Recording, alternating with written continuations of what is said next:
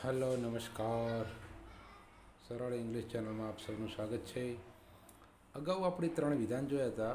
હવે આપણે ચોથું વિધાન જોઈએ। આપણે આકાર વાક્યના પ્રશ્નાર્થ વાક્ય બનાવીએ છીએ। તો વાક્ય number 4, Sapna sings a song, Sapna ગીત ગાય છે। અહીંયા સપના અને પછી ક્રિયાપદ એ છે સિંગ, તો એને એસ લાગે છે। વર્તમાન કાળમાં ત્રીજા પુરુષ એકવચન પછી કોઈ પણ ક્રિયાપદ આવે તો તેને એસ અથવા એસ પ્રત્યય લાગે છે, માટે અહીંયા સિંગને એસ લાગ્યો છે।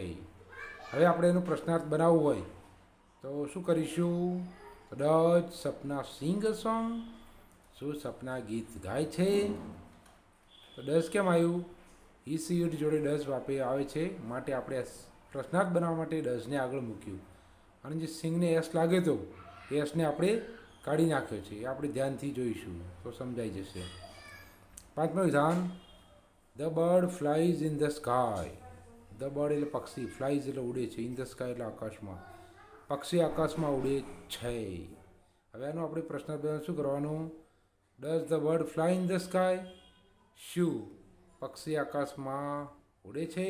તો અહીંયા પણ આપણે શું કર્યું?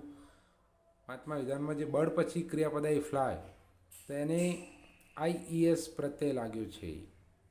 એ પણ નિયમ છે વર્તમાન કાળનો કે જો ત્રીજા પુરુષ એકવચન પછી કોઈ પણ ક્રિયાપદ આવે અને તેનો છેલ્લો અક્ષર વાય હોય અને વાયની પહેલાં વ્યંજન હોય તો વાયને કાઢી નાખીને IES લગાવવું પડે છે।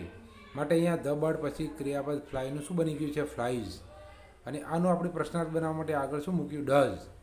Does the bird fly in the sky, શું પક્ષી આકાશમાં ઉડે છે? છઠ્ઠું વિધાન, દે ગો ટુ મહેસાણા, તેઓ મહેસાણા જાય છે। તો આનો પ્રશ્નાર્થ બનાવવા માટે આપણે શું કર્યું? ડુ મૂક્યું। Do they go to Mehsana, શું તેઓ મહેસાણા જાય છે? સાતમું વિધાન, Priya sees the stars in the sky, Priya નામની છોકરી સીઝ એટલે જુએ છે, ધ સ્ટાર્સ એટલે તારાઓ, ઇન ધ સ્કાય એટલે આકાશમાં, પ્રિયા આકાશમાં તારાઓને જુએ છે।